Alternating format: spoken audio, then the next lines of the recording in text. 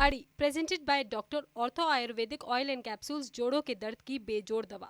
Aggressive रहिए, जान दे देंगे इसके लिए। लोकतंत्र के मंदिर में खड़े होकर देश के गृहमंत्री ने जब ये बात कही कि पीओके के लिए जान दे देंगे, तभी पाकिस्तान को यह समझ जाना चाहिए था कि अब वो दिन दूर नहीं जब पीओके में तिरंगा लहराएगा। नमस्कार, मैं हूं दिनेश गौतम। आज की अड़ी में हम आपको पूरा जम्मू कश्मीर समझाएंगे। जम्मू कश्मीर कहने का मतलब है पीओके भी समझाएंगे, क्योंकि अब उन लोगों को यह मुगालता छोड़ देना चाहिए जो अब पीओके को अब भी हिंदुस्तान से अलग समझते हैं। बात इतिहास की होगी, भूगोल की होगी और बात चीन पाकिस्तान के पाप की भी होगी। जिनपिंग और इमरान की तमाम कोशिशों पर पानी फेरने का वक्त आ गया है। वक्त आ चुका पीओके को लेकर फाइनल हिसाब किताब करने का। अब तय पाकिस्तान को करना है कि किस विकल्प के साथ जाकर पीओके को खाली करेगा।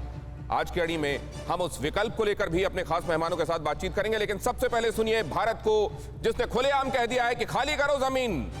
आ रहे हैं इनके वीर।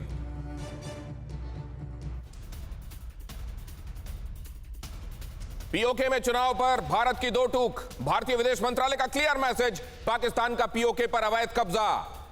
मिनिस्ट्री ऑफ एक्सटर्नल अफेयर्स ने कहा फौरन भारतीय जमीन को खाली करे पाकिस्तान। पीओके में चुनावी प्रक्रिया पूरी तरह से गलत। पीओके भारत का था, है और भारत का ही रहेगा। The so-called elections in Indian territory under the illegal occupation of Pakistan are nothing but an attempt by Pakistan to camouflage its illegal occupation and the material changes undertaken by it in these territories. India has lodged a strong protest with the Pakistani authorities on this cosmetic exercise, which has been protested and rejected by the local people. Such an exercise can neither hide the illegal occupation by Pakistan, nor the grave human rights violations, exploitation, and denial of freedom to the people in these occupied territories. Pakistan has no locus standi on these Indian territories. We call upon Pakistan to vacate all Indian areas under its illegal occupation. Pakistan की कोई locus स्टैंडाई नहीं है और यहां पर चुनाव करके उसने चीजों को गुमराह करने की जो कोशिश की है, अपने पाप पर पर्दा डालने की कोशिश की है, उसमें वो कामयाब नहीं होगा। यहां के लोगों का शोषण, उत्पीड़न करके यहां के लोगों की आजादी पर शिकंजा कसने की उसकी जो कोशिश है वो कामयाब नहीं होगी। उसकी कोई लोकस स्टैंडाई नहीं है। बहुत स्पष्ट शब्दों में हिंदुस्तान ने कह दिया है, घुटना, कंधा या कमर, चाहे जैसा हो दर्द, डॉक्टर ऑर्थो आपको देता है दर्द से पूरी आजादी, एक भरपूर जिंदगी। ये कोई टेम्परेरी पेन किलर नहीं, आयुर्वेदिक औषधि है। लेकिन आने वाले दिनों में आपको इस पर एक्शन भी दिख सकता है। अगर देश के गृह मंत्री संसद के अंदर ये कहते हैं कि एग्रेसिव रहिए, इसके लिए जान भी दे देंगे, तो बस वक्त का इंतजार कीजिए। वो वक्त कभी भी आ सकता है। 5 अगस्त 2019, कई लोग अभी उस खाम ख्याली से आगे बढ़ने के लिए तैयार नहीं हैं और हिंदुस्तान अब पीओके को भौगोलिक रूप से भी हिंदुस्तान का हिस्सा बनाने की तैयारी कर रहा है। पाकिस्तान को पैगाम, पीओके खाली करो इमरान। क्यों? इसलिए क्योंकि यहां पर चुनावों की आड़ में यह दिखाने की कोशिश है कि हम यहां के मालिक हैं और यहां हम लोकतंत्र बहाली के लिए भी काम कर रहे हैं। और वहां लोकल लोगों ने ही इसके खिलाफ आवाज उठाई और कहा कि हमको यह मंजूर नहीं है। और हिंदुस्तान अभी तक जो नहीं कर रहा था, अब वो करेगा। पाकिस्तान को एक चेतावनी दे दी गई है, अब इसके बाद एक्शन देखने को मिलेगा। जम्मू कश्मीर को जरा समझ लीजिए और खासतौर से वो लोग समझ लें, बीच में तो समझ में आ जाता है। तभी आपको याद होगा मई 2020 में एक नक्शा सामने रखा गया था पाकिस्तान की तरफ से दिखाने के लिए कि कहां कहां पर कोरोना के केसेस कितने हैं। उसमें जम्मू कश्मीर के उस हिस्से को जिस पर यह काबिज है, हिंदुस्तान के पास दिखा चुका है। उसको मालूम है कि देर सवेर ऐसा होने वाला है। देखिए जरा पाक कंट्रोल्ड कश्मीर को समझिए, पाक ऑक्यूपाइड कश्मीर क्या है जरा उसको समझिए। उसकी राजधानी कहां पर है? यहां आपको मुजफ्फराबाद दिखाई दे रहा है। 8 जिले हैं वहां पर। क्षेत्रफल 13,296 वर्ग किलोमीटर का खासा बड़ा क्षेत्रफल और आबादी 40 लाख लोगों की। इन्हीं लोगों के बीच में जाकर चुनाव कराने की ये नौटंकी, जिसको खुद वहां के लोगों ने खारिज किया है, इसका अगला हिस्सा मैं आपको समझाता हूं। पाक ऑक्यूपाइड कश्मीर, पुंछ का उस तरफ का हिस्सा जिसको कब्जा करके वो वहां ये नौटंकियां चलाने की कोशिश कर रहा है। और ऊपर वाले हिस्से में जाएंगे तो आपको दिखाई देगा गिलगिट बाल्टिस्तान। गिलगिट बाल्टिस्तान जो एक्चुअली हिंदुस्तान के साथ होना चाहिए था, अगर अंग्रेजों ने उस समय पाकिस्तान को टैसिट सपोर्ट देकर इस पर उनको काबिज ना करा दिया होता। गिलगिट बाल्टिस्तान को समझिए, क्षेत्रफल 72,970 वर्ग किलोमीटर, जिले 10। गिलगिट बाल्टिस्तान नेचुरल रिसोर्सेस से भरी हुई वो जगह है जिस पर पाकिस्तान के साथ साथ चीन की भी नजर है, और चीन ने बहुत पहले मंशा साफ कर दी थी, और इसीलिए इसका एक हिस्सा ऊपर वाला वो दे भी चुका है 60 के दशक में चीन को।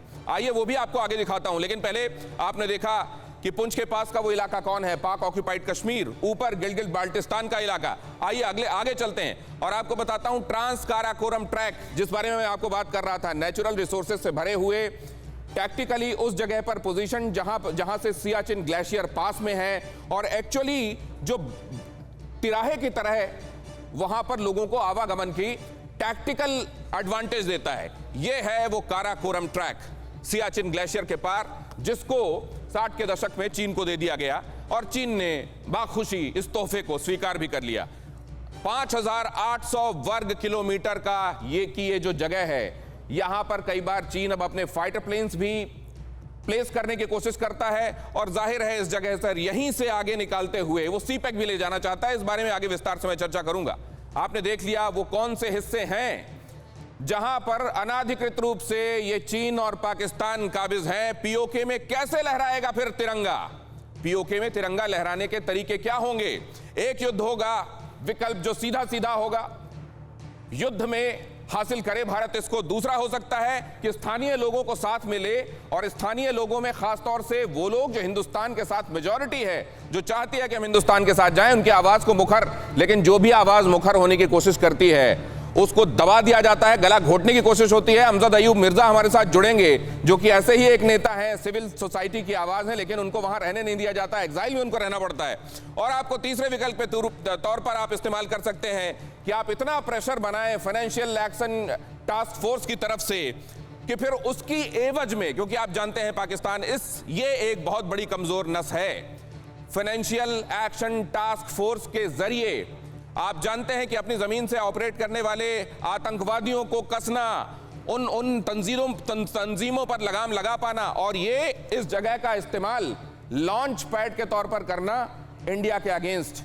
अगर इस बात को प्रॉपर्ली इंटरनेशनल फ्रेटर्निटी के साथ सही मंच पर उठाया जाए तो वहां ग्रे से ब्लैक जाने का डर इतना बड़ा होगा कि उसकी एवज में यील्ड कर सकता है पाकिस्तान। लेकिन यहां देखिए कब हिंदुस्तान के किन किन लोगों ने यह कहा है कि आज नहीं तो कल पीओके हिंदुस्तान के साथ, और यह सच्चाई होगी। पीओके पर भारत की टीस के तौर पर यह सच्चाई सामने आई है। प्रधानमंत्री नरेंद्र मोदी अक्टूबर 2019, यह बयान हमने आपको दिखाया कार्यक्रम की शुरुआत में ही, कुछ हिस्सा उनके हाथ चला गया, गैर कानूनी तरीके से कब्जा करके रखा है उन्होंने, और वो कसक अब भी हमारे दिल में है। यह बात देश के प्रधानमंत्री कहते हैं। अब आगे चलिए, अक्टूबर 2019 की बात मैं सुनाने के बाद आपको ले चलता हूं गृह मंत्री ने क्या कहा था। पीओके भारत का अभिन्न अंग है।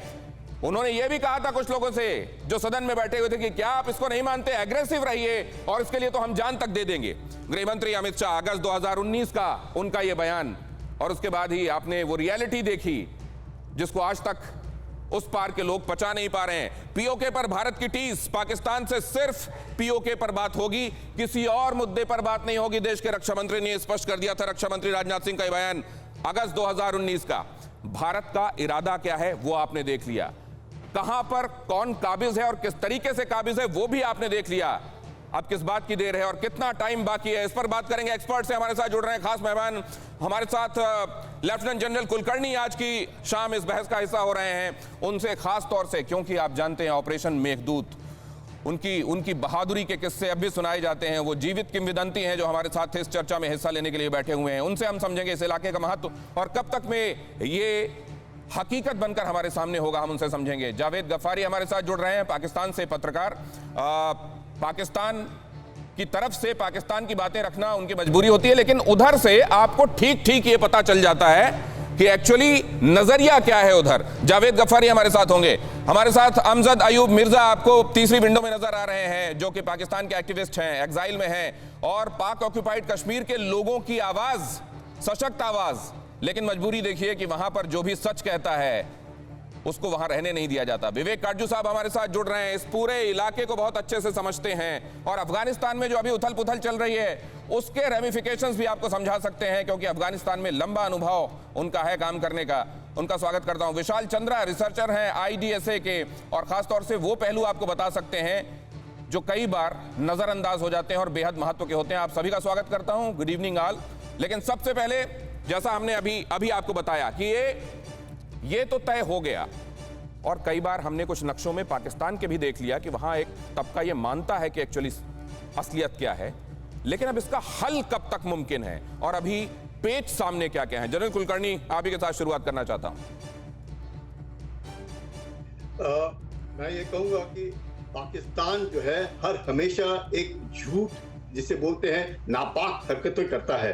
आप 1947 से लगातार अगर आप देखेंगे जिस प्रकार से POK हुआ, गिलगित बाल्टिस्तान हुआ, और जैसे आप कह रहे शक्सकम घाटी हुआ जिसको 1963 में पाकिस्तान ने चीन को दे दिया, और जहां से खुंजरा पास से होते हुए अब वो काराकोरम हाईवे ला रहे हैं और उसको अपने CPEC के तहत ग्वादार के साथ जोड़ने की कोशिश कर रहे हैं। तो चीन जो है उसका इंटरेस्ट खास कर रहा है कि वार्म वाटर्स के लिए कि किस तरीके से वो इंडियन ओशन में आकर के अपना कुछ दबदबा कर सके, नहीं तो हर हमेशा चीन को लगता है कि वो इंडियन ओशन वार्म वाटर में आ नहीं पाएगा, और what best then to come by Khunjerab pass. और प्लस ये जो पूरा जो सिंकियांग प्रोविंस है, इसको किसी की तरह से भी पाकिस्तान की तरफ से जितने भी आतंकवादी हैं वो उस तरफ ना जाए, ये तो चीन की सोच है। अब जो पाकिस्तान है वो बार बार POK के अंदर अगर हम देखें, जियाउल हक के वक्त वहां पे कोई इलेक्शन नहीं होते थे, कोई पार्टियां नहीं होती थी, और बाद में जब इलेक्शंस की बात होने लगी तो जो भी रूलिंग पार्टी है उसके वो इलेक्शन जीता। इस बार भी देखिएगा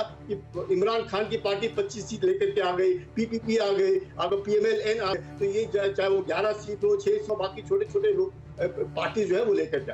अब ये जितने भी वहां पर लोग हैं POK के अंदर, जहां पे 25,000 मेगावाट पावर जनरेट होता है मंगला डैम के द्वारा, वहां पे लोग जो है अंधेरे में रहते हैं, वहां पे महंगाई बिल्कुल आसमान छू रही है। लोगों को लगता है कि रास्ते मतलब सब कुछ वहां से लेते हुए भी आज जो गुर्बत पाकिस्तान, मैं इस पॉइंट पर आपको अभी फिलहाल रोकना चाहूंगा कुलकर्णी सर, क्योंकि ये बहुत महत्व का मुद्दा है। आपने जो कहा कि जहां पर इतनी बिजली जनरेट हो रही है वहां के लोगों को बिजली नसीब नहीं है, अंधेरे में रहना पड़ता है। जहां नेचुरल रिसोर्सेस इतने हैं वहां तंगहाली में रहना पड़ता है, इतनी महंगाई में रहना पड़ता है। क्यों? क्योंकि वहां की जो स्थानीय आवाजें हैं उनको दबाया जाता है, वहां की जो लोकल पार्टीज हैं उनको इलेक्शंस में हिस्सा तक नहीं लेने दिया जाता। अगर वो इलेक्शंस में हिस्सा लेने जाते हैं तो उनका गला घोट दिया जाता है, उनके साथ वो दुराचार किया जाता है कि वो फिर आइंदा हिम्मत नहीं कर पाते। अमजद आपको इसकी कहानी बताएंगे, लेकिन इससे पहले जावेद गफ्फारी मैं आपके पास आना चाहता हूं। चुनाव करा के पाकिस्तान ने क्या संदेश देने की कोशिश की है? घुटना, कंधा या कमर, चाहे जैसा हो दर्द, डॉक्टर ऑर्थो आपको देता है दर्द से पूरी आजादी, एक भरपूर जिंदगी। ये कोई टेम्परेरी पेन किलर नहीं, आयुर्वेदिक औषधि है। मैं दिनेश बड़े दिनों बाद आपसे बात कर रहा हूँ। आपसे बात करके हमेशा अच्छा लगता है, क्योंकि आप बात करते हैं उसको सुनते भी हैं। पाकिस्तान जब भी इलेक्शन करवाता है 5 साल वो हुकूमत करती है। अभी आप देख लें, जो पिछला वजीर आजम थे वो नून लीग से उनका ताल्लुक था, मुस्लिम लीग नून से। वो अपना पूरा टाइम करके उसके बाद टेन्योर उसका मुकम्मल करके अब वो घर गए और अब दूसरा दौर शुरू होगा।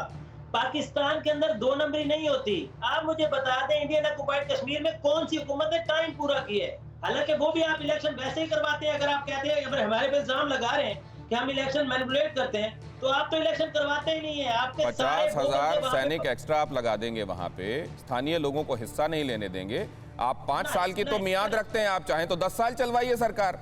दिनेश, ये गलत बात है। सैनिक वहां पे खड़े हुए इंडियन ऑक्युपाइड कश्मीर में। विवेक काटजू जी कुछ कहना चाह रहे हैं, मैं उनके पास आता हूं। विवेक सर, आ रहा हूं मैं आपके पास, इनकी बात पूरी हो जाए। वो सिर्फ सिक्योर कर रहे हैं वहां पे। पाकिस्तान आजाद कश्मीर के अंदर सिर्फ सिक्योरिटी खड़ी हुई है, वहां पे आम जगह पर नहीं खड़े हुए। जबकि इंडियन ऑक्युपाइड कश्मीर में आपके पूरे उसके अंदर सैनिक खड़े हुए हैं। आपने उसको बाकायदा तौर पे वहां पे। जावेद गफ्फारी, आप तो पत्रकार हैं और पढ़े लिखे पत्रकार हैं। मैं एक सवाल आपसे पूछने के लिए अगले दौर में आऊंगा, उसका जवाब तैयार रखिएगा।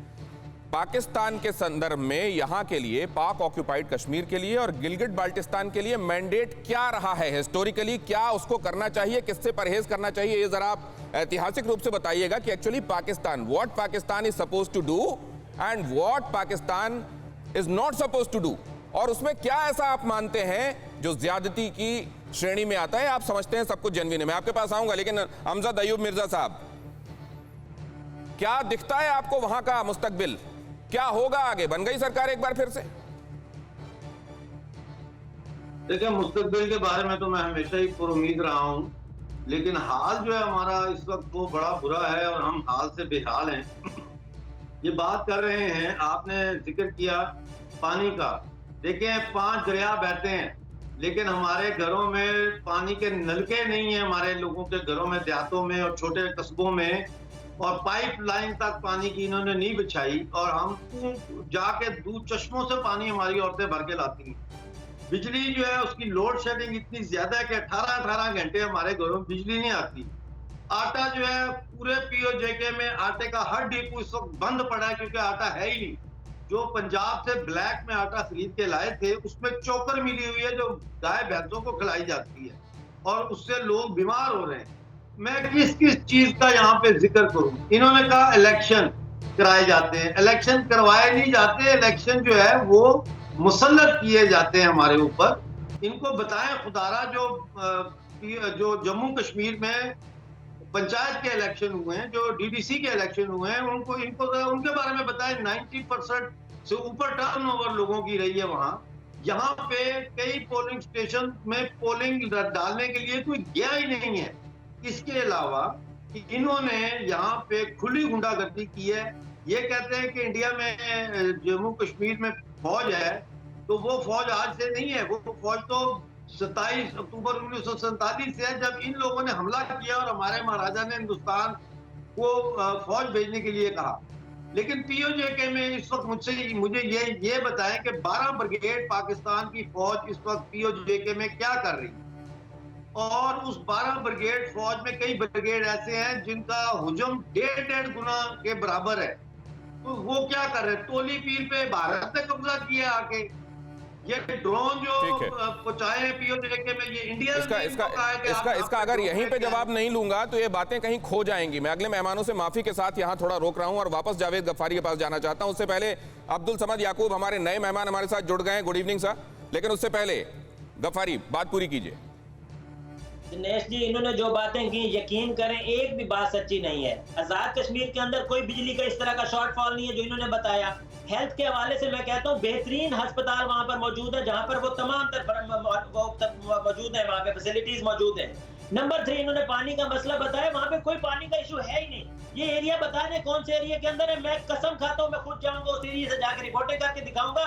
वहां पे अगर बंदे लोग वहां पे परेशान हुए तो मैं जुर्माना दूंगा। ये गलत बात कर रहे हैं। अमजद अयूब मिर्जा का ताल्लुक ही कोई नहीं है आजाद कश्मीर पाकिस्तान से।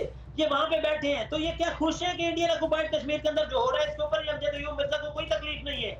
वहां पे भी तो वही फीलिंग्स होनी चाहिए ना। वहां पे इनको कोई और इन्हीं के कराए वहां पे प्रोटेस्ट हो जाते हैं क्या? लोग आगजनी पे उतारू हो जाते हैं, प्रोटेस्ट करते हैं। लोग प्रोटेस्ट, वहां पे आपकी आर्मी प्रोटेस्ट करने ही नहीं देती। वहां पे तो जब भी जनाजा उठता है तो पाकिस्तान के झंडे के अंदर लिपेटा जाता है ना। आप ये बता दें, आप बता सकते हैं, वहां पे नहीं रिपोर्टिंग कर सकते। वहां पे जब भी कोई अल्लाह माफ करे आप लोग मारते हैं बंदा, तो वहां पे जनाजा तो पाकिस्तान के झंडे के अंदर ही उतरता है ना। वहां पे जब लोग निकलते हैं तो नारा तो पाकिस्तान। अरे आतंकवादियों के शव को भी आप झंडों में लपेट देते हैं, वो छोड़ दीजिए, मैं उस पर नहीं जाऊंगा। लेकिन नहीं, एक सेकंड, ठीक है, इसका जवाब मैं लूंगा। अब वो गलत जा रहा है, अमजद अयूब मिर्जा जा रहा है, सर के नाम के नीचे उसको ठीक कीजिए, पीओके एक्टिविस्ट जा रहा है, वो गलत जा रहा है। लेकिन अब मैं विवेक काटजू जी के पास जाना चाहता हूं। विवेक काटजू सर, इस सब के बीच में विदेश मंत्रालय की तरफ से ये बयान कितना सिग्निफिकेंस रखता है सर?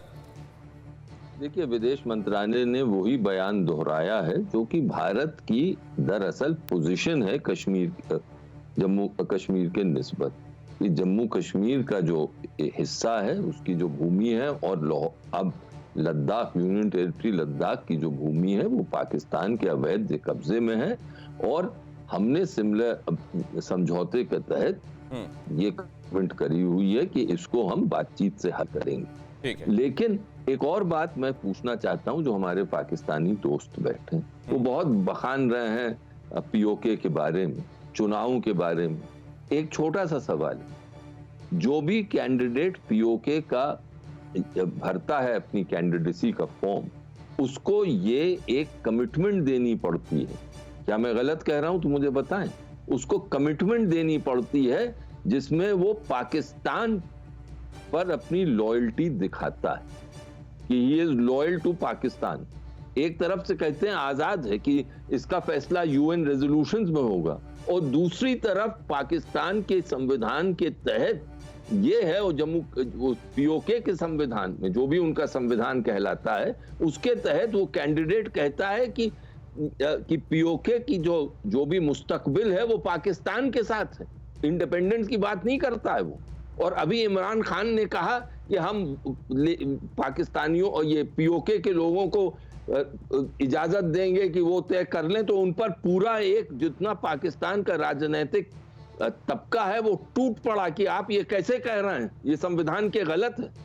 तो ये कोई फ्रीडम थोड़ी है वहां, ये तो पाकिस्तान के गुलाम है। जावेद गफारी, पाकिस्तान के गुलाम है पीओके।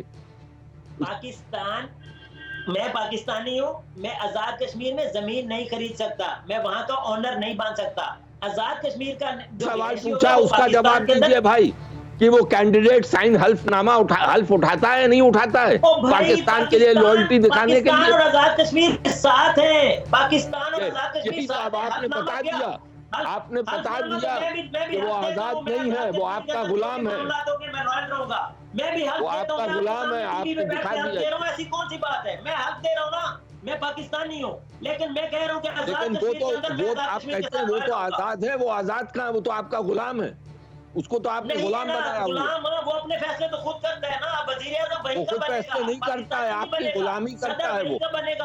वो आपकी गुलामी करता है, वो आपका गुलाम है, आपने उसको गुलाम कह के। गुलाम दरअसल आप लोगों ने बिठाए हुए हैं। अरे छोड़िए, क्या बात कर रहे हैं आप अपने से अलीजियंस के संदर्भ में अपने समर्थन में वो पर्चा क्यों भरवाते हैं चुनाव में कैंडिडेट से? अपने साथ पाकिस्तान के लिए अलीजियंस क्यों दिखवाते हैं उससे? सवाल इतना सा है, आप जमीन पे आ जाएं, उस पे मत जाइए। आप सबसे पहले ये क्यों कहलवाते हैं कि हम तो सबसे पहले पाकिस्तान के लिए अपना एहतराम और उनकी तरफ अपना एलिजियंस दिखाते हैं, उसके बाद आप उनको अलाउ करते हैं, तो आप पहले ही उनको गुलाम बना के रखते हैं, फिर किस बात की आजादी? ये सवाल था। लेकिन अब्दुल समद याकूब, मैं आपके पास आऊं उससे पहले जरा मैं हमारे साथ जो रिसर्चर जुड़े हुए हैं उनके पास जाना चाहता हूं। विशाल चंद्रा साहब, यहां आप देख रहे हैं तू कौन में खामखा और खामखा नहीं, वो तो ये बताने में लगे हुए हैं कि एक्चुअली हमारा ही है। अब ऐसे में जब ये कहा जा रहा है कि आपकी लोकस स्टैंडाई क्या है, क्या जल्दी से उन तथ्यों का हवाला दे सकते हैं ताकि इनको क्लियर हो जाए अगर ये भूल रहे हैं कि एक्चुअली इनका उसमें बनता है कुछ कहना या नहीं? देखिए, ये सब पुराने हिस्टोरिकल इश्यूज हैं, और कहीं ना कहीं जब इस तरह की बहस होती है तो उसमें हिस्टोरिकल फैक्ट्स सामने नहीं आ पाते। मेरे ख्याल से कुछ समय पहले आपने यूएन रेजोल्यूशंस में जो कहा गया उसकी बात कही गई थी ना, उस रेजोल्यूशन को अगर आप देखें तो उसमें तो पाकिस्तानी फौजों को पहले हटना होगा वहां से। बिल्कुल इस तरह के कई तथ्य हैं जो सामने आमतौर पे नहीं आ पाते, और समस्या सिर्फ पीओके में नहीं है, समस्या पाकिस्तान के और प्रांतों में भी है, चाहे खैबर पख्तूनख्वा हो, चाहे बलूचिस्तान हो। तो ये समस्या जो है वो पाकिस्तान की जो सोच है अपनी आइडेंटिटी को लेकर, उससे उत्पन्न होती है कहीं ना कहीं। वो जिस तरह से अपने आप को परिभाषित करना चाहते हैं, अपनी जो एक ऐसी पहचान बनाना चाहते हैं जिससे भारत से उनका कोई लेना देना ना हो, या उनकी पहचान भारत से ना मिलती जुलती हो। घुटना, कंधा या कमर, चाहे जैसा हो दर्द, डॉक्टर ऑर्थो आपको देता है दर्द से पूरी आजादी, एक भरपूर जिंदगी। ये कोई टेम्परेरी पेन किलर नहीं, आयुर्वेदिक औषधि है। वो जो बेसिस है उनकी डेफिनेशन का, अपनी राष्ट्रीयता को डिफाइन करने का, उससे समस्याएं उत्पन्न होती रही हैं, और अपनी एक अलग पहचान बनाना, जबकि वो साउथ एशिया का हिस्सा है, सब कॉन्टिनेंट का हिस्सा है, उसे एक अलग पहचान बनाने की जो कोशिश है, और जिस तरह से उन्होंने रिलीजन को यूज किया है अपनी पहचान बनाने में, उसमें कहीं ना कहीं जो है एक आइडेंटिटी क्राइसिस है पाकिस्तान के अंदर।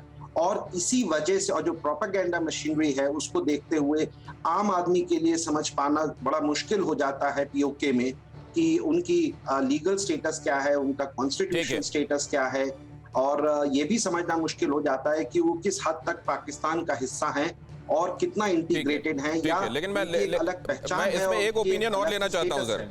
अब्दुल समद याकूब अक्सर जब बातें करते हैं तो बहुत रैशनली अपनी बातें कहते हैं, उनके पास भी जरा इस बात को समझना चाहता हूं। क्या याकूब जी वहां पर यह नजरिया पूरे पाकिस्तान का है पीओके को लेकर, या इसको लेकर अप्रोच और सेंसिटिविटीज अलग अलग हैं? नहीं, एक तो मैं समझ नहीं पाया क्योंकि मैंने आपको लेट ज्वाइन किया, लेकिन मैंने जितनी बात सुन पाया हूँ वो उस पर मैं थोड़ा सा रिस्पॉन्ड कर दूंगा अयूब मिर्जा साहब की तरफ से और जावेद गफारी साहब की तरफ से। जावेद गफारी साहब कह रहे थे कि वहां पे हर फैसिलिटी मौजूद है और ऐसा नहीं है, जबकि रिसेंटली इलेक्शन हुए हैं और मेरी पार्टी पाकिस्तान तहरीक इंसाफ, हम जब इलेक्शन में गए तो हमने जो इश्यूज उठाए वो क्या था, वो लैक ऑफ डेवलपमेंट थी, पुअर इंफ्रास्ट्रक्चर था, बिजली नहीं थी, गैस नहीं थी, वो फैसिलिटीज कश्मीरियों को अवेलेबल नहीं है जो मेरे पास इस्लामाबाद में है। जो मैं इस्लामाबाद में बैठ के एंजॉय कर सकता हूँ वो मैं क्लेम नहीं कर सकता कि वो वहां पे हैं। ये बात मानने की है कि वहां पे हमें बहुत ज्यादा डेवलपमेंट चाहिए और ये सिर्फ कश्मीर की बात नहीं है, वो आप इस पंजाब के साउथ पंजाब में चले या बाकी में चले जाए तो इस पे इख्तलाफ नहीं होना चाहिए। और शायद मेरी जिंदगी में ये अयूब मिर्जा की पहली बात है जिसे मैं इत्तेफाक कर रहा हूँ कि मुझे भी उनसे इत्तेफाक करना पड़ रहा है। तो यहाँ तक तो ये बात है। बाकी रही बात कि बाकी आप मुझे सवाल करें फिर मैं उसका आपको जवाब दूंगा। ठीक है याकूब भाई, मैं लौटता हूँ आपके पास, लेकिन जावेद गफारी सुन लिया ना आपने, पाकिस्तान से ये आवाज आ रही है, यहाँ हिंदुस्तान से नहीं आ रही है, इसलिए सिर्फ मुस्कुरा सकते हैं आप, इसमें और कुछ नहीं कर सकते। लेकिन ये एक अहम खबर बता दूं आपको, पीओके में चुनाव कराकर बुरे फंसे इमरान खान। पीओके में पाकिस्तान के खिलाफ जबरदस्त गुस्सा है, पीओके में चारों तरफ लग रहे हैं पाकिस्तान से आजादी के नारे। पाकिस्तानी सेना के सामने लोगों ने आजादी की मांग रखी, इमरान खान पर लग रहे हैं चुनावों में धांधली के आरोप। ये चुनावों की तस्वीरें देख लीजिए और साथ में प्रोटेस्ट भी हम आपको दिखा रहे हैं, ये जरा देख लीजिए। यहां पुलिस वालों के साथ भिड़ंत देख लीजिए, वहां सुरक्षा कर्मियों के साथ भिड़ंत देख लीजिए, और यहां पर लोग यही कह रहे हैं कि आप इसका नाटक मत करो। और ये जब चुनाव की तैयारियां चल रही थी उससे पहले लोग सड़कों पर निकल गए थे। ये चुनाव का दिखावा करने की जरूरत क्या है, ये इसमें जो लिखा हुआ है, अमजद अयूब मिर्जा आपके लिए एक बार फिर से उसकी तर्जुमानी कर देंगे। अमजद अयूब मिर्जा, ये प्रोटेस्ट, वहां के लोगों की नाराजगी जरा इस बारे में बताइए। बिल्कुल, ये हमने भी कॉल दी थी कि प्रोटेस्ट बायकॉट किया जाए, क्योंकि देखिए इस इलेक्शन में पहली बात तो ये कि ये कह रहे थे आज़ाद है, तो आज मीटिंग हो रही है और जो कौन बनेगा prime minister of Azad Kashmir का फैसला आज़ाद कश्मीर में जीतने वाली पार्टी जो है वो नहीं कर रही, प्राइम मिनिस्टर ऑफ पाकिस्तान कर रहा है। उसने 4 लोगों का इंटरव्यू किया है जो कैंडिडेट है प्राइम मिनिस्टरशिप के लिए, और वो टिक करेगा कि हाँ ये ठीक है, इसको प्राइम मिनिस्टर बना दो। तो हमारा तो उसके अंदर, यानी कि जो पार्टी जीती है, इनकी अपनी पार्टी जीती है, उसको भी ये इख्तियार नहीं है कि वो अपनी मर्जी का जो है कैंडिडेट को प्राइम मिनिस्टर बनाए। दूसरी बात ये कि हम लोगों को तो इलेक्शन में हिस्सा लेने की इजाजत नहीं है। जो आप बात कर रहे थे कि वो साइन करना पड़ता है, वो ओथ है। ओथ में ये लिखा होता है कि मैं इल्हाके पाकिस्तान का हामी हूं और मैं कोई ऐसी एक्टिविटी या किसी का में शामिल नहीं होऊंगा जो पाकिस्तान के नजरिए के खिलाफ हो, यानी 2 कौमी नजरिए के खिलाफ हो, यानी कम्युनलिज्म के खिलाफ हो। तो क्योंकि ये मुल्क बना ही कम्युनल बेसिस पे है, तो हम लोगों को या उन लोगों को जो कौम परस्त हैं, जो आजादी की बात करते हैं या पाकिस्तान से अलग होने की बात करते हैं, उनको तो हिस्सा लेने की इजाजत ही नहीं है, क्योंकि वो ओथ पे साइन ही नहीं करते। तो ये एक सिलेक्टेड पाकिस्तान बेस्ड पार्टीज होती हैं, जैसे जो पार्टियां पाकिस्तान में सियासत करती हैं उनके विंग्स यहाँ पे। जावेद गफारी, सुन लिया ना आपने, वो ओथ भरवाकर फिर आजादी की बात करना किस काम का रह गया। जावेद गफारी, मैं आपके पास आऊंगा, लेकिन उससे पहले खबर तो बता दूं, इसमें भी मैं आपको बता देता हूं, एक खतरा एक बहुत बड़ा आपकी तरफ आ रहा है, उधर ध्यान नहीं है आपका, बाकी सब में लगा हुआ है। सुन लीजिए क्या है। सीपेक पर चीन को भारत सरकार की 2 टूक। सीपेक हमारी सरहद में है, विदेश मंत्रालय ये बात कही। पाकिस्तान के अवैध कब्जे पर बन रहा है सीपेक, इस बात को अंडरलाइन किया गया विदेश मंत्रालय की तरफ से। चीन पाकिस्तान इकोनॉमिक कॉरिडोर प्रोजेक्ट को हम पूरी तरह से खारिज करते हैं और सीपेक का काम जल्द से जल्द बंद किया जाना चाहिए। मिनिस्ट्री ऑफ एक्सटर्नल अफेयर्स के स्पोक्सपर्सन ने यह बात स्पष्ट कर दी है। अब देखिए जरा, पाक ऑक्यूपाइड कश्मीर में तू कौन मैं खामखा वाले स्टेक होल्डर्स कौन कौन है वो देख लीजिए। पाकिस्तान का जिक्र तो हम कर रहे हैं और वहां से जो आवाजें आ रही हैं वो भी आप सुन रहे हैं, वहां के रहने वाले की आवाज क्या है वो भी आप सुन रहे हैं, और हिंदुस्तान में क्या नजरिया है वो आप जानते ही हैं। लेकिन अब जरा देख लीजिए वहां पर चीन का इंटरेस्ट क्या है वो भी देख लीजिए। पीओके में तिरंगा क्यों जरूरी है ये भी देख लीजिए, क्योंकि अगर यहां पर तिरंगा नहीं लहरा पाया जल्दी तो क्या क्या खतरे हो सकते हैं उसके, जो इंपेंडिंग सामने। अफगानिस्तान से सीधे कनेक्टिविटी अभी नहीं मिल रही है, और इसके लिए ट्रेड भी अफेक्ट होता है। आप जानते हैं कि खास तौर से ड्राई फ्रूट्स और बहुत सारी चीजें ऐसी हैं अफगानिस्तान से जिनका ट्रेड भारत के साथ जो सीधे और कम दूरी में हो जाना चाहिए, उसमें ये पाक ऑक्युपाइड कश्मीर एक रोड़ा हो रहा है और जल्द से जल्द यहां तिरंगा फहराना चाहिए। और क्यों, वजह क्या है? सेंट्रल एशिया, यूरोप में एक्सपोर्ट बढ़ेगा। सेंट्रल एशिया के लिए आपको मैंने दिखाया था वो जगह जहां पे तिराहा मैंने आपको बताया था, वहीं से रास्ता जाता है और वही रास्ता जिसको रेशम मार्ग के तौर पर भी कहा जाता रहा है, जो सदियों से ट्रेड के लिए रास्ता रहा है, उस पर काबिज होकर उसको असल में घोंटा गया है उसका गला। बिजली के लिए पाक भारत पर निर्भर होगा। अभी वहां पर जो बताया गया कि हजारों मेगावाट बिजली पैदा होने के बाद पाक ऑक्युपाइड कश्मीर के लोग अंधेरे में रहने के लिए मजबूर हैं। अगर इस जगह पर जल्दी तिरंगा लहराता है तो फिर इस जगह की बिजली मांगनी पड़ेगी पाकिस्तान को। पानी के लिए भी पाकिस्तान भारत पर निर्भर वैसे ही निर्भर है और आने वाले दिनों में नेचुरल रिसोर्सेस और भारत के तरफ होंगे तो ये निर्भरता और बढ़ेगी। आतंकी लॉन्च पैड खास तौर से यहां पर जो तमाम जगहों पर बनाए गए हैं, उन पर फिर भारत जब काबिज होगा, भौगोलिक रूप से वो हमारा हिस्सा होगा, तो कम से कम ये लॉन्च पैड्स वहां से हटाए जा सकेंगे। ताजिकिस्तान से सीधे सस्ती गैस पाइपलाइन, इसका रास्ता भी साफ होगा और चीन Pakistan economic corridor route Bharat के अंदर आ जाएगा और फिर उसमें डिक्टेट करने वाली पोजीशन में कि क्या किया जाना चाहिए या क्या नहीं, काम बंद होना चाहिए, बिल्कुल नहीं आना चाहिए यहां चीन को। अभी जो हिंदुस्तान कह रहा है वो डिक्टेट करने वाली पोजीशन में हिंदुस्तान होगा। चीन सीपेक के लिए भारत पर निर्भर होगा, भारत की परमिशन के बाद ही वो कुछ कर सकता है, वरना नहीं। चीन पाकिस्तान का लैंड कनेक्शन खास तौर से खत्म होना जरूरी है। अगर दो इस तरह की मेंटेलिटी के मुल्क आपस में मिले रहेंगे तो आसपास फिर वो जो कहा जाता है कि खित्ते में हमको शांति चाहिए, वो हो नहीं पाएगा। युद्ध के वक्त पाकिस्तान चीन को घेरना टैक्टिकली आसान होगा, तो स्ट्रैटेजिकली ये कितना महत्वपूर्ण है ये मैंने आपको बताया। जनरल कुलकर्णी, ये तो खैर बहुत दिनों से आप लोग इस पर चर्चा करते होंगे, आर्मी चर्चा करती होगी, और हमने तो ये भी सुना है कि पहले ऐसे मामले हुए जब आर्मी को रोका है पॉलिटिशियंस ने, वरना तो बढ़ गई थी आर्मी आगे। यहां अब आगे क्या देखते हैं और कितने दिनों में होता देखते हैं सर आप?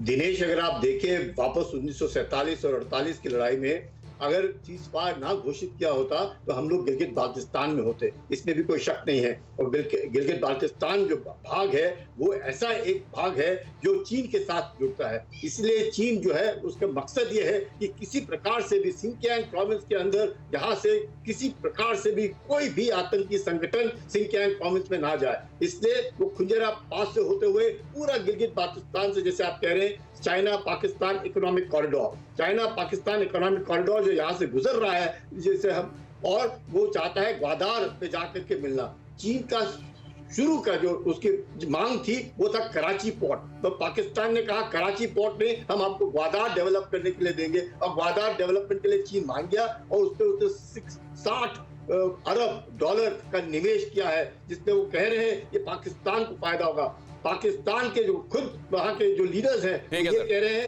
कि चीन जो है $1 ट्रिलियन का वहां से अगर अपना एक्सपोर्ट करता है, पाकिस्तान के जो नागरिक हैं वहां पे कुछ नहीं कर सकेंगे सिवाय ढाबा लगा करके लोगों को खाना खिला पाएंगे, और पाकिस्तान का इसके ऊपर कोई असर नहीं पड़ेगा। पाकिस्तान गरीब और पाकिस्तान चीन के ही अंडर कमांड रह जाएगा। नहीं, ये बात समझते हुए भी उसको अनदेखा क्यों कर रहा है पाकिस्तान, ये मैं नहीं जानता फिलहाल, क्योंकि पाकिस्तान वहां पर से ज्यादा रख रहा है। लेकिन अब्दुल समद याकूब, मैं आपके पास ये बात समझने के लिए आना चाहता हूं, वहां के लोग प्रोटेस्ट क्यों कर रहे हैं? वहां के लोग वहां सुरक्षा कर्मियों से क्यों भिड़ रहे हैं? अगर वहां के लोगों को इलेक्शन, उनमें उन पार्टियों की शिरकत जो असल में पाकिस्तान मेनलैंड की पार्टियां हैं, वहां आकर वो शिरकत कर रही हैं और उसके बाद चुनाव को सब कुछ तरीके से हुआ बताया जाता है, क्या वहां के लोगों को ये मंजूर है?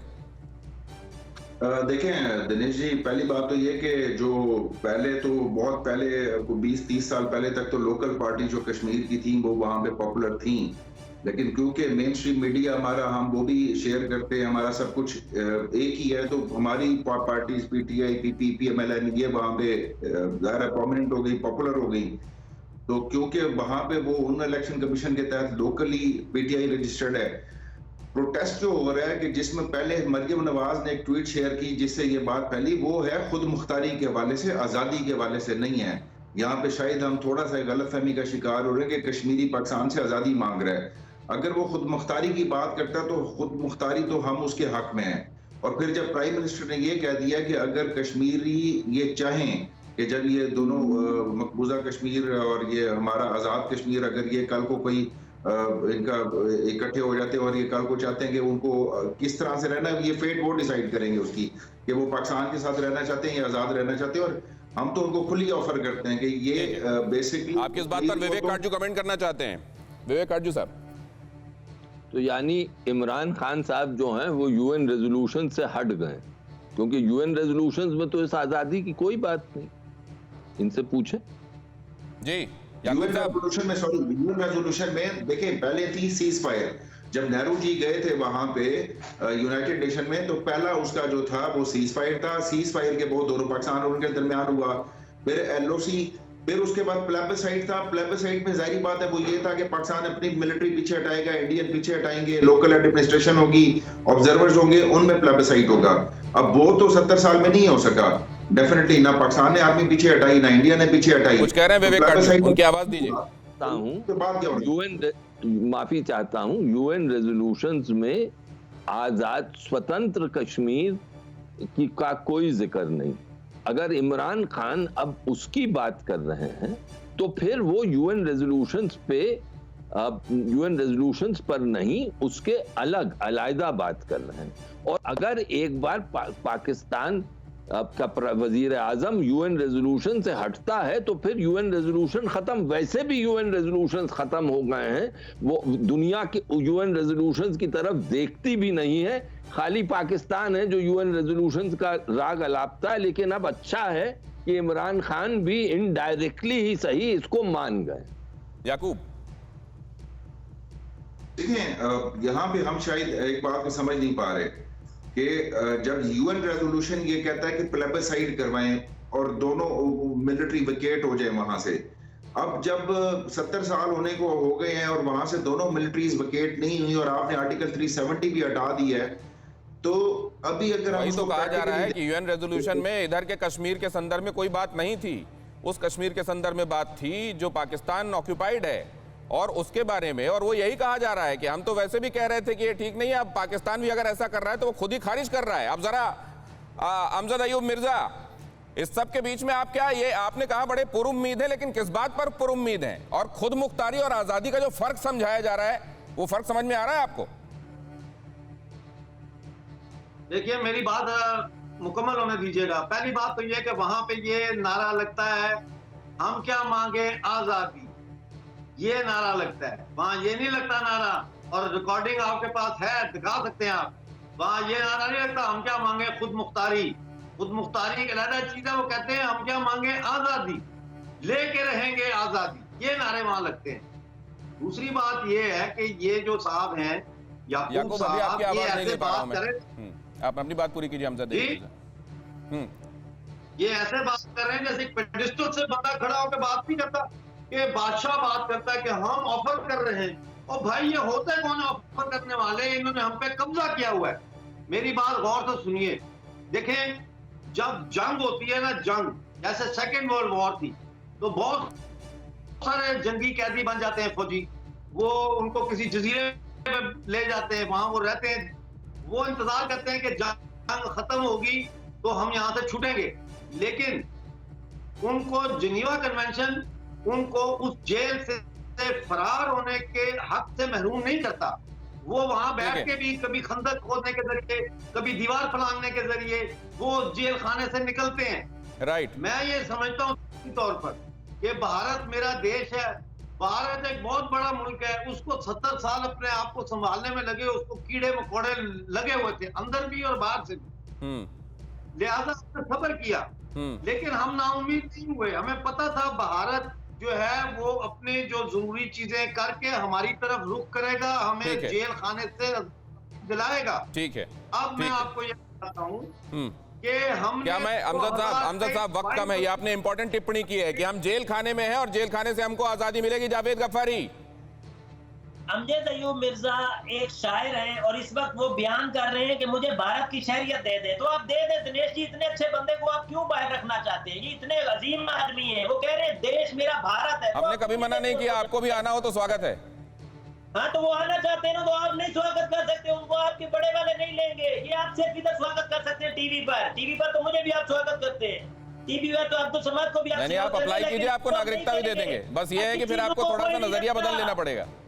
आप रो पड़ेंगे अगर ऐसी चीज आपके घर आ गई तो। ये वो एक क्रिमिनल माइंड का बंदा है, इसके पास कोई डाटा नहीं होता, कोई रिसर्च नहीं होती। ये पाकिस्तान के ऊपर ऐसे इल्जाम लगाता है जैसे ये इसको पाकिस्तान ने बाकी इसको कोई इस तरह की ज्यादती पहुंचाई हुई है, हालांकि कुछ नहीं किया। ये तो ज्यादती है जावेद गफ्फारी। आप वहां की आवाज को आप पागल करार दे रहे हैं, और इसी से समझ में आ रहा है कि नजरिया क्या है। अब जरा विशाल चंद्रा जी, बहुत एक क्विक कमेंट आपसे चाहूंगा। इस रोशनी में सर, ये आपको कितना मुश्किल या आसान नजर आ रहा है? फिर तो वॉर ही एक तरीका है कि जी, कश्मीर कोई बहुत बड़ा मुद्दा नहीं रह गया है पाकिस्तान के लोगों के लिए। अगर आप उनका मीडिया देखें, अंग्रेजी हो चाहे उर्दू हो, कश्मीर कोई बहुत बड़ा मुद्दा नहीं रह गया है। और जैसे कि पहले था कि एक मुद्दा था, आज वो नहीं है। इसीलिए समय समय पर गवर्नमेंट कहीं ना कहीं, चाहे कोई भी पार्टी रही हो, अपनी कमियों को छुपाने के लिए या देश का ध्यान बटाने के लिए कश्मीर मुद्दे को सामने लाया जाता है। ये एक पहलू हमें लगता है कि हमें ध्यान में रखना होगा। ये गजब का ऑब्जर्वेशन है आपका कि कश्मीर को जिंदा रखो, वही एक कार्ड है जो बिकता है। अपनी नाकामियों को छिपाना है, उसका पोस्टर सामने लगा दो, कश्मीर कश्मीर चिल्लाओ। ये फौज को भी सूट करता है, और फिलहाल जो फौज के इशारे में वहां कुर्सियों पर बैठे हुए हैं उनको भी। क्या ऐसा सही है? जनरल कुलकर्णी के पास में जाऊंगा, लेकिन एक अहम खबर बता दूं आपको। चीन की कब्जे वाली नीयत पर बड़ा खुलासा। स्थानीय स्तर पर बने मैप को चीन ने किया सीज। मैप में अक्साई चिन्ह अरुणाचल भारत का हिस्सा। शंघाई एयरपोर्ट पर कस्टम ने मैप को सीज किया। अक्साई चिन्ह पर चीन के जबरन कब्जे के बरकरार होने के चलते ये तिलमिलाहट। वहां पर एक नक्शा सामने दिखाई दिया जिसमें अक्साई चिन्ह वाले हिस्से को, अरुणाचल का वो हिस्सा जिसमें वो अपना दावा करता है, हिंदुस्तान के नक्शे में दिखाया गया। और ये बात वहां कैसे बर्दाश्त होती ड्रैगन को। लेकिन अब तिब्बत का मुद्दा भी उठने लगा है, हांगकांग का मुद्दा उठा हुआ है ही, ताइवान के साथ जो चल रहा है वो तो है ही। जनरल कुलकर्णी, इधर भी जरा देख लें, क्योंकि इधर वाले भी बहुत हितैषी हैं हमारे। इनको भी समझ में आ रहा होगा सूनर और लेटर तिब्बत की सच्चाई भी सामने आएगी। दिनेश, इसमें कोई शक नहीं है किसी को भी। तिब्बत के ऊपर हिंदुस्तान ने जो कहा है वो उसके ऊपर अभी भी टिका हुआ है। अगर चीन अपने वायदे पे टिका रहे, ये भी बहुत जरूरी है। उसके ऊपर सोच करनी पड़ेगी, बात अलग है। पर अभी हिंदुस्तान का जो मुद्दा है और जो हिंदुस्तान का स्टैंड है तिब्बत के ऊपर, वही है, इसमें भी कोई शक नहीं। जहां तक कि पाकिस्तान का सवाल है, पाकिस्तान हर बार कश्मीर, बिल्कुल ठीक कहा उन्होंने, कश्मीर का मुद्दा पाकिस्तान तब उठाता है अपनी कमियों को छुपाने के लिए, ये दिखाने के लिए कि हम कश्मीर। क्या सर वहां आवाम के लिए ये नॉन इशू होता जा रहा है? तो फिर अगर नॉन इशू होता जा रहा है तो कितने दिन उस राख को फूंक फूंक कर शोले सुलगाए जाएंगे? ये एक बड़ी बात है। एक अहम खबर बता दूं, मैं आपके पास आऊंगा। पाकिस्तान में इमरान सरकार के गिरने का खतरा। बिलावल भुट्टो के बयान से पाकिस्तान में भूचाल। आम चुनाव की करें तैयारी, कहा बिलावल भुट्टो ने। मनमुटाव मिटाएं, चुनाव की तैयारियों में लगे, बिलावल भुट्टो का कहना है। पाकिस्तान सेना के साथ बिलावल भुट्टो के संबंध गहराए। याकूब साहब, ये क्या चल रहा है? दिनेश जी, वो अमेरिका से होके वापस आए और बिलावल के बारे में मैं ये कहूंगा कि अंधे को अंधेरे में बड़े दूर की सूझी। उनको रात को ख्वाब में भी चुनाव नजर आते हैं। वो खैर अभी तो पॉलिटिकली भी इतने मैच्योर नहीं है, उनको टाइम लगेगा अभी। तो अमेरिका से वो क्या है, तो वो लोगों को ये तासुर देना चाह रहे हैं कि मैं शायद अमेरिका से। याकूब भाई, बल्कि मैं तो ये कहूंगा कि अब इस तरह की कहावतों का इस्तेमाल भी बंद होना चाहिए। अंधा होना किसी का गुनाह नहीं है। हमारे यहाँ तो दिव्यांग कहते हैं अगर कोई विकलांग है तो। अब हमने विकलांग कहना भी छोड़ दिया है, और अंधे को अंधेरे में दूर की सूची, ये तो बिल्कुल नहीं कहना चाहिए सर। मैं गफ्फारी जी के पास जाऊंगा। गफ्फारी जी, ये तो ठीक है, पीटीआई ऐसे ही देखेगा। आप बताइए, आप जर्नलिस्ट हैं, क्या चल रहा है वहां? बिलावल भुट्टो जरदारी की अहमियत जरूर बढ़ी है पाक फौज के अंदर या इस इदारों के अंदर जो करते हैं ताकतवर, लेकिन इतनी नहीं बढ़ी कि वो यकदम सारा कुछ टेक ओवर कर ले और उसके बाद नेक्स्ट इलेक्शन जीत के वो मतलब धुआं बगैर किसी आग के नहीं है जावेद गफ्फारी, ये तो बता दिया आपने। देखिए, सिरे से खारिज किया याकूब जी ने। आपने कहा कि नहीं ये धुआं है तो फिर आग भी है, लेकिन पीओके के संदर्भ में आपने जो बात कही थी उसमें याकूब साहब ने कहा कि ये जो कह रहे हैं बिल्कुल धुआं नहीं है, आग लगी हुई है, धुआं उठ रहा है। बहुत धन्यवाद आप सभी मेहमानों का मेरे साथ आज शाम चर्चा में जुड़ने के लिए। गफ्फारी भाई, फिर मुलाकात होगी, बहुत धन्यवाद आपका। सच्चाई आखिर सामने आकर रहती है, इस बातचीत के दौरान भी आई, और ये सच्चाई की पीओके हमारा है कि अब बहुत दिनों तक नक्शों में नहीं दबेगी। आज की अड़ी में इतना ही। फिक्र आपकी, सोमवार से शुक्रवार रात 9 बजे सिर्फ TV9 भारतवर्ष पर।